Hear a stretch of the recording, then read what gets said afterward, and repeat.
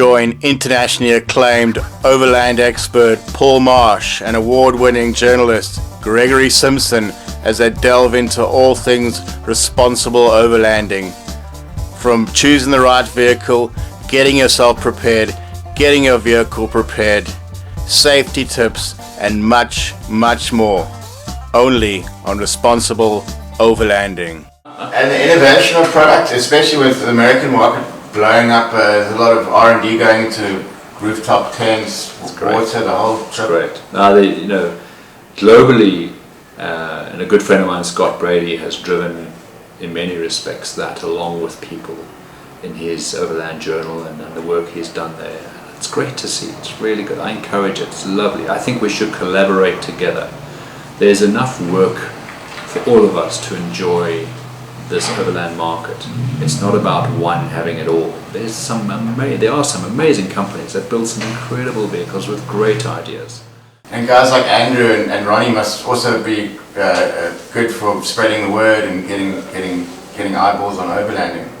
You know, those guys have dedicated their lives. I mean, I've known Andrew a long, long time. And I don't know Ronny, but I know he does great work too. And there are other people in the industry. I mean, Scott does great work, the Expedition Portal. I mean, there's loads. We won't even be able to list them all. Yeah. And I think, you know, credit to everyone who puts themselves out there, who actually is willing to share, to take on criticism. This is not about criticizing the information we all share. This is not about finger pointing. This is about taking the intention. What is my intention? What is their intention? Our intention is to share our passion, our love for overlanding with you who are looking to get into it. So there's no right and wrong. Take the intention with how it's meant and go with that intention and grow and add to it. And you know, the collaboration these days with what people can do and how they can do it is enormous. And just have a lot of fun. You know, that's what it's about. I'm passionate. I come to work every day because I love what I do. I love the people I connect with.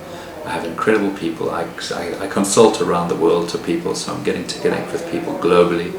It's really exciting, you know, and some people I'll never meet and some vehicles I'll never see, but I'm helping them build their vehicles and I'm helping them prepare their lives and their whole expedition, and it's all done. So you're not consulting only in Cape Town builds, you do builds in other countries around the world?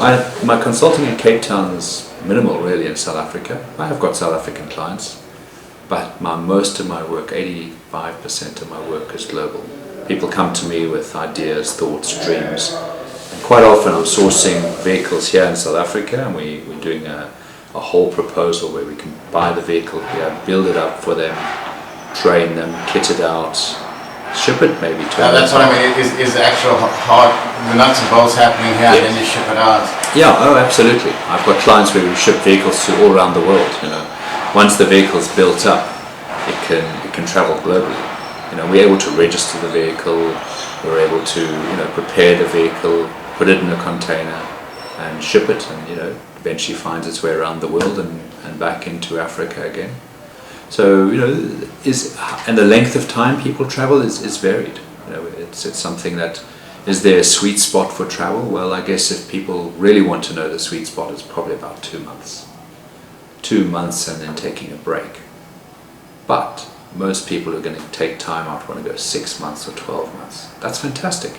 I take people, absolutely, but take time out. But you'd recommend it 2 months before No, I would say definitely do a shorter trip and then build up.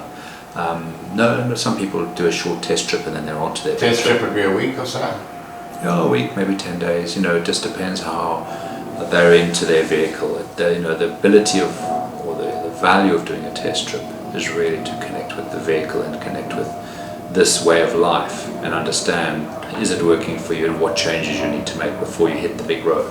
Because it's much more difficult to start making changes when you're on the road and fixing any problems that aren't right and stuff. So it's, you know, anything bolted to the car has potential to give a problem if it's, you know, added to the vehicle. And that's the critical thing about choosing who works on your car, because you need to know the equipment has been fitted mindfully, knowing where it's going to go and that you're going to have to maybe repair it on the road. So that's important. We don't always get that right because products can fail depending on how people treat them. But then again, it's about education. You know, if you look after a product and you treat your car well with respect and you drive it carefully, it'll serve you. If you abuse it, you never let tire pressures down, you hit the rough corrugations, you're putting all that shock load and vibration through your car, you're asking for trouble. So, you know, it's about, again, educating the people on why. Why do we do that? What's the value? You know, and people will go the long drives, but it's important if you're doing, you know, if you're doing a year long or 2 years, or I've got one client, and they are on a 4-year trip, and they, you know, but they take time out. They'll take a month and they'll just come and spend it in Cape Town here, and they'll just chill out and relax. And that's important, because traveling is actually very stressful. If you think about it, you know, our everyday environment is known to us. We get up, we go to work. It's almost a program that runs in the background. You know, we can do it with our eyes shut, pretty much. You drive to work and you sometimes wonder how you got there. Well, on an expedition, it doesn't happen like that. Expeditions vary. You're getting change, you're getting environmental change, you're getting stimuli from the outside experience that you're getting. So it's always changing. So it adds a different stress, and it can be very stressful. So you've got to manage that stress, and you've also got to manage the time out you take, because it's really tiring.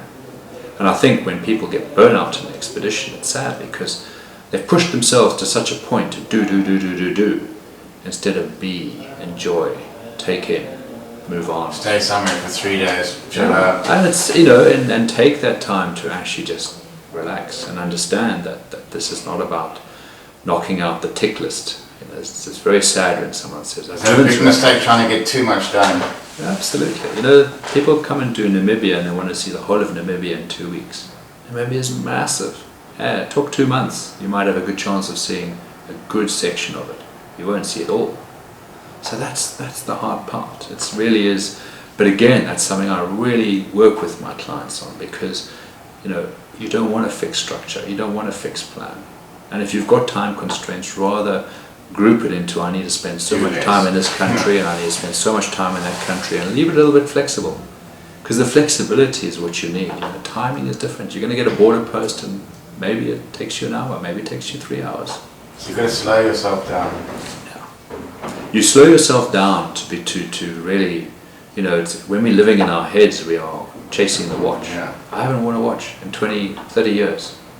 Took it off when I was a game guide in Botswana for a few years. Never put it back on. I don't miss a watch. I do need to look at the time. Obviously, I've got to manage time. But when I'm on a trip, on an expedition, the last thing I want to do is look at a watch. There's a big ball in the sky that tells me the time, and that's good enough. Hey, you know, it's getting dark. I need to go and sleep. It's getting light. Let's get up. It's the best part of the day. That's good enough. You know. Just live by the sun. Well, you know, it's a different. You're connecting away from another gadget. Exactly. Okay. Sometimes you need to know. Too many gadgets in Overland. Hey, listen, I love gadgets, so can't say that. You know, it's a lot of fun to have gadgets and bits. Yeah, I think what's really changed the gap in overlanding for us is being able to film stuff. You know, the days when you used to travel and you would see the kids and they'd wave and you'd stop and you'd take an old Polaroid camera and you'd take a picture and it'd spit out a photograph. You still get them today. And you give it to the kids. So snap and give was the term. The old Kodak. Polaroid. Used to Insta. Yeah. Anyway, snap and give. Okay. Now when you drive through, what do you see? The kids have got their phones filming you. Yeah. So it's totally reversed. So, you know, it's kind of like, okay, so we used to do that, and so now you can engage and have a bit of fun. You must wish you still had some of that footage from way back when. I've got lots of stuff. The video stuff. No. We have got some of the later times on video, but my early trips are all on slide, and you know that's hard work. You used to go with your slide film and you used to put it into a box and try and keep it cool. Get your mates around and come watch your mates. Yeah, that's it. And now that's hard work. You'd have to supply the beers to keep it interested. And ever, on the flip side, any clients after 2 weeks they say, this is not for me, and they sell the truck? I've never had that, because I really feel that the groundwork beforehand should have identified that. You know, if people are really unsure, I'd encourage them to go and do a trip with a hire company or a self-drive. Self-drive is probably better. It's self-drive is been a big thing. And Safari Drive, well, I think people who don't know, it was one of the early companies who really led the way in self-drive for many, many years in Africa.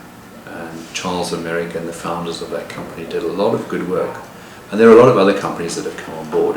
And self-drive is very different to hiring. So self-drive is kind of, they'll help you plan your itinerary, and they'll handhold you and they'll support you, and you can take their vehicle and it's wrapped up in a package and off you go. Whereas hire is very different. You know, you go, you find a company, you book your car, and quite often the equipment is not going to be the same as it would on a self-drive because you're paying a different rate, which is fair. But you need to then understand that there's a big gap between taking that vehicle and having the knowledge you need to go. And sometimes in some trips I say to people, you maybe got to add to kit or request to hire more kit depending on where you're going. So it's not a case of thank you, I've got a hire car and I can jump in it and race off and go. You know, it's about understanding again what you don't know that you don't know. So I encourage people, if they haven't made up their mind, well, let's do some training, let's get the picture created so that when you do go and experience this type of experience, you do it knowing what you could be in for. And hopefully not a bad experience, because I think often people can go along and without knowledge and training and some sort of idea of what they should be doing, they can have a bad experience. You know, they're great companies, and I've got a few of my clients who actually, they're guides, they take people on trips. You know, you can go, it's going to cost you a bit, but hey, listen, you're going to get someone's experience in the bush firsthand. That's priceless.